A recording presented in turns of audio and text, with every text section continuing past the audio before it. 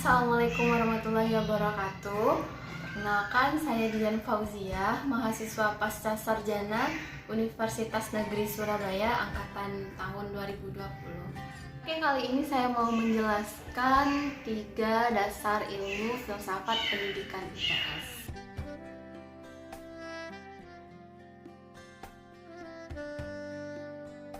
Ontologi berasal dari bahasa Yunani on atau ontos yang artinya ada, lalu logos yang artinya ilmu. Jadi ontologi adalah ilmu yang mempelajari sesuatu yang ada.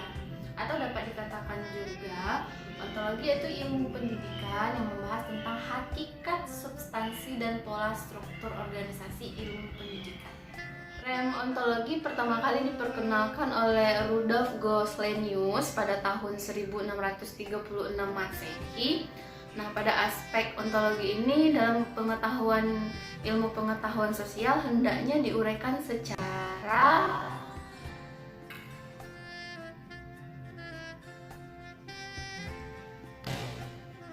aspek.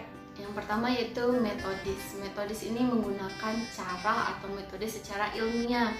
Yang kedua sistematis.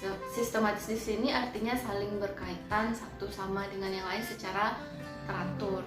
Yang ketiga yaitu koheren. Artinya apa? Saling berkaitan dan tidak boleh saling bertentangan. Yang keempat artinya rasional. Rasional ini berdasarkan logika atau pikiran. Yang kelima itu dia bersifat atau aspeknya komprehensif. Komprehensif di sini artinya tidak hanya dilihat dari satu sisi saja, tapi dilihat secara multidimensional atau secara keseluruhan. Yang keenam itu disebut dengan aspek radikal, yaitu diuraikan secara sampai ke akar-akar persoalan. Yang terakhir yang ketujuh yaitu secara universal, artinya di sini muatan kebenarannya berlaku secara umum. Hubungan antara ontologi dengan pendidikan, yakni ontologi sendiri merupakan analisis objek materi dari ilmu pengetahuan, berisi hal-hal yang bersifat empiris. Dasar ontologi pendidikan adalah sistem yang mengatur keseluruhan dari pendidikan tersebut. Kedua, epistemologi. Epistemologi juga berasal dari bahasa Yunani, yaitu epistem yang artinya kebenaran atau ilmu pengetahuan, dan logos yang artinya ilmu. Jadi dapat dikatakan epistemologi adalah teori pengetahuan yang benar atau dikenal dengan theory of knowledge. Epistemologi dalam ilmu pendidikan IPS dapat diartikan sebagai ilmu yang membahas tentang hakikat objek formal dan material dari ilmu pendidikan. Nah, epistemologi ini diartikan atau dipakai pertama kali oleh J.F. Freire. Dalam epistemologi dikenal dengan 2 aliran. Yang pertama, aliran rasionalisme. Aliran ini dikenal sebagai pentingnya akal dalam menentukan hasil atau keputusan. Yang kedua, empirisme, diartikan sebagai realita kebenaran terletak pada konkretnya suatu benda yang dapat dilihat oleh panca indera.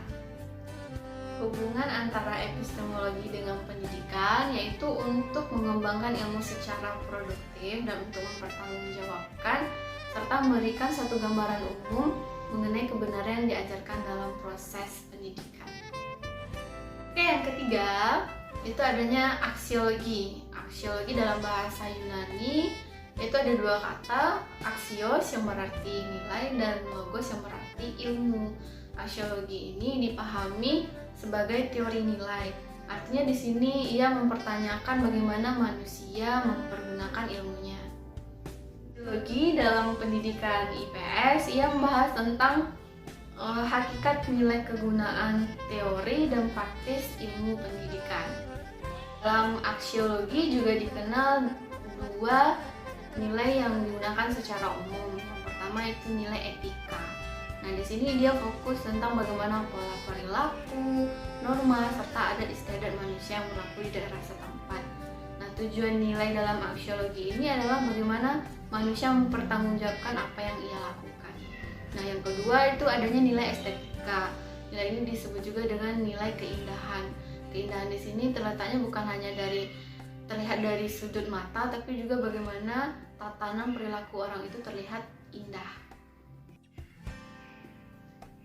Hubungan antara aksiologi dengan pendidikan sendiri itu yang mempelajari bagaimana manfaat nilai dari ilmu yang dipelajari oleh seseorang. Nah, di sini dia juga berisi tentang nilai etika dan estetika. Misalnya dalam mata pelajaran ilmu pengetahuan sosial dan kewarganegaraan, di situ siswa diajarkan bagaimana cara perilaku atau tata krama yang baik. Nah, di yang kedua, nilai estetika itu ada pada mata pelajaran kesenian. Di situ seorang siswa diajarkan bagaimana menghargai atau menilai suatu karya, hasil karya buatan manusia. Kita dapat simpulkan bahwa filsafat pendidikan IPS merupakan filsafat praktek pendidikan. Artinya apa? Yaitu praktek tentang pendidikan ilmu-ilmu sosial agar peserta didik mampu memahami masalah-masalah sosial dan dapat mengatasinya serta mengambil keputusan terhadap masalah yang dihadapi dalam kehidupannya. Oke, sekian materi dari saya. Jika ada kesalahan dalam penyampaian atau materi saya kurang pas, silakan tinggalkan kritik dan saran teman di kolom komentar. Sekian, terima kasih. Jangan lupa klik subscribe, komen, dan share ya. Jika penasaran sumber dari materi saya akan saya cantumkan di bawah ini.